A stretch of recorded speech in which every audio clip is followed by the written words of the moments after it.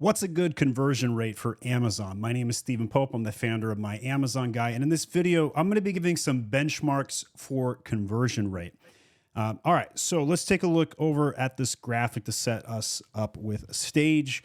Anywhere under 8%, we're going to say is poor. Now, what's really interesting about this statistic is if we were talking about a website, 1 to 2% would be amazing.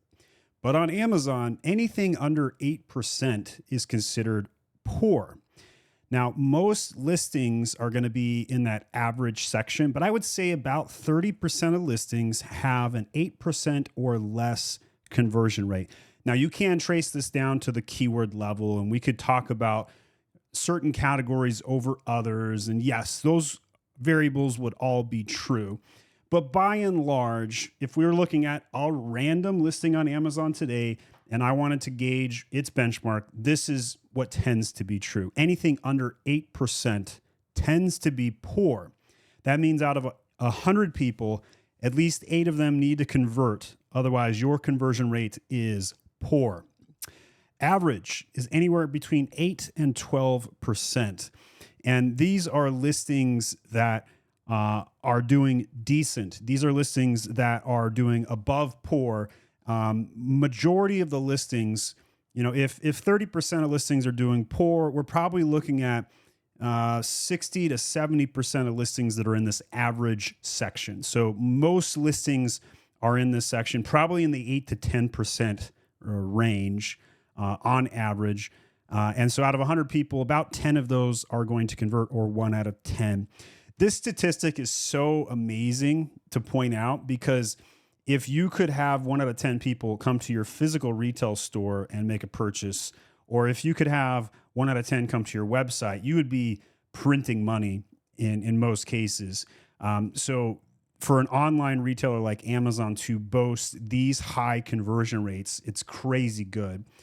By the way, this is also why I typically state that it is 7 times easier to double your traffic than it is to double your conversion rate on Amazon. And that's because conversion rate is already solved on Amazon for the most part. Obviously, there's many things we could talk about to improve your conversion rate, and I'll give some tips today. But by and large, most of the bulk of the work to improve conversion rates is already solved for on Amazon. So when you're having that internal debate with your team about what to focus on Amazon, without a doubt, it should be traffic 9 out of 10 times, almost 10 out of 10 times. And that means you should be focusing on CTR, PPC, and SEO. Those are the 3 main traffic levers. When we talk about conversion, we can talk about design, cataloging, merchandising, copywriting. Those are the things that really affect conversion. We could also talk about pricing. But by and large, any one of those levers being pulled is not going to take you from 7% to 15%. It's just not going to happen.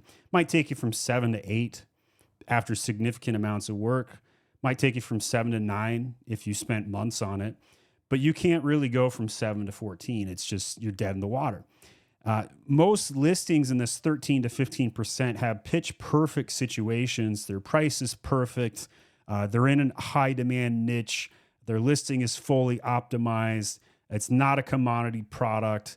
And they have like a checklist of things they've done correctly. But here's the interesting stat. This is the one that will cause people to write me nasty comments.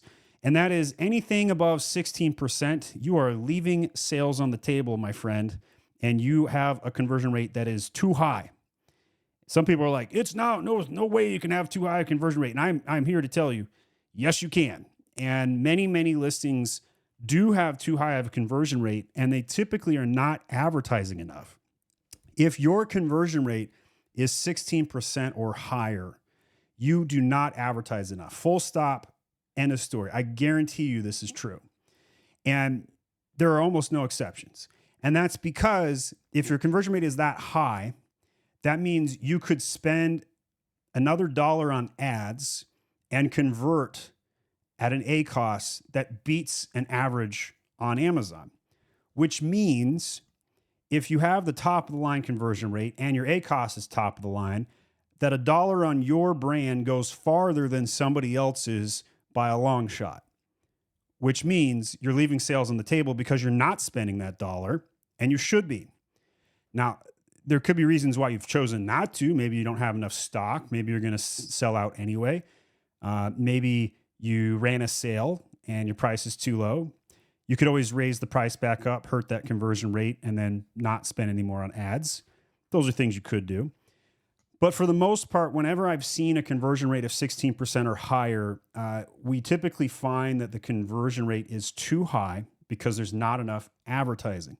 So let's take a look at an example. So I hit pause to look for an example, and I came up with the opposite of a good example. I came up with a bad example. So let's take a look at this one, Dr. Squatch. So I went down to Helium 10. I click on the keywords button. This pulls up Cerebro. By the way, you can get 50% off Helium 10, actually 20% off, excuse me, at myamazonguy.com/H10. They are still the best keyword tool on the market. I'm really hoping somebody else in 2025 catches up, but nobody has this keyword distribution chart. And it blows my mind. I can't believe it. It's the best thing about Helium 10 is to be able to, within 3 seconds, know how many ads and how many organic listings are on an ASIN. So within 3 seconds, I know 8,600 ads, 2,700 organic. This is a very peculiar listing, and this is why it's a bad example, because I usually like to see a 1 paid to 2 organic, and here we have an 8-to-3 ratio, which is completely upside down, and Dr. Squatch is literally throwing money away, and they're advertising too much, and that means their SEO is really weak as well. And as we look at some of their A+ content, the number one reason their SEO is weak is because they don't have enough copy in the A+ content.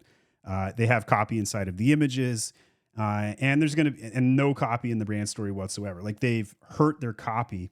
If I throw on the alt text viewer, they have at least some alt text, but like, here's a huge opportunity. Like, their 2 main images in the A+ content, no SEO optimization whatsoever, right? So this is a huge brand, number 1 leader in men's hilarious soap. I don't know if that's what you'd call their niche. But when I made Age of Sage, I was trying to compete with Dr. Squatch. So I've got this soap on my desk to remind me. And it's crazy seeing how many PPC ads they have up. So if on the other hand, let's say they only had 800 instead of 8,000, so 864 paid keywords, that would be an example of not advertising enough, because with roughly 2,700 organic keywords, you'd want to see half of that in paid ads. So you'd be looking at 1,400 or so keywords you'd want to see on paid. And if they only had 864 in our imaginary scenario here, that wouldn't be close to the 1-to-2 ratio. In this particular instance, they have too many ads. And so, just happened to be the first listing I looked at. I like doing live demos. I don't like, doing too much setup, because I like you guys to see like where my head's at, how I think. And I think there's more value to that than being perfect on delivery, is to kind of see that evaluation. So that's why I did it the way I did. And so you're shooting for 1 paid to 2 organic, and that is the golden keyword ratio. So you want to know what your ratio is. If you have too many keywords on PPC, so let's say you have a 1-to-1 ratio, that means your organic is probably soft, and you need to add copy to the A+ content and really focus on ranking more keywords organically, and probably negating some bad keywords in your advertising too much. If, on the other hand, you have too many PPC keywords, like we did in this particular example with Dr. Squatch, you'd want to pull back some of the ads and also work on some organic. And then let's say you had the reverse. Let's say you had not enough paid keywords. Then in that instance, you'd want to go in and do some keyword discovery. So let's say instead you had 864 keywords instead of 8,600, then you would want to double the amount of keywords, double the number of campaigns, and try and discover new keywords. Make sure your auto campaigns don't have too many negations. Number 1 mistake I see made still in 2025 is that people are negating good keywords on their auto campaigns. And I've been talking about this for 7 years, and it blows my mind, but I still see it every single day. People are negating good keywords on their auto campaigns because they saw some PPC class 5 years ago telling them to negate good keywords on auto and then promote them to exact. The problem with that is the exact match PPC costs more by 20% or more, and then they get less impressions, and then they show up more, and then they have less keywords targeted. And then the bottom line is, when it comes to PPC and advertising, I like to teach in frameworks.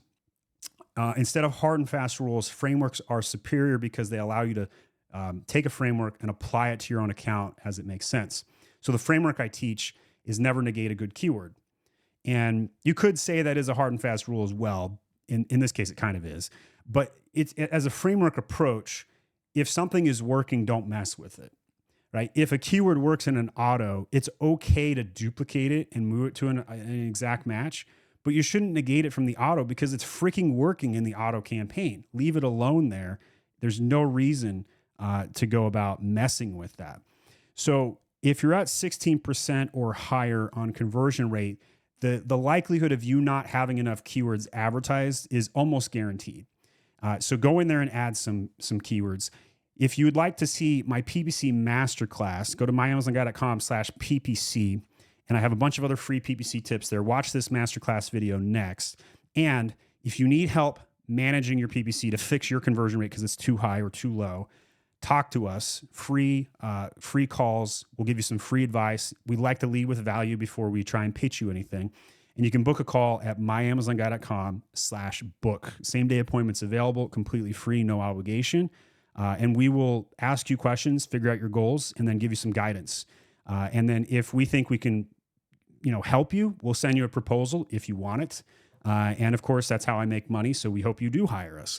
But even if you don't, I love helping the world. My personal motto is to level up life, to accelerate prosperity to the world. And if I do that one phone call at a time, I'm pretty happy with that. Leave me a comment, Amazon conversion rate in the comments. Help me rank this video and check out our PPC Masterclass next. Thank you.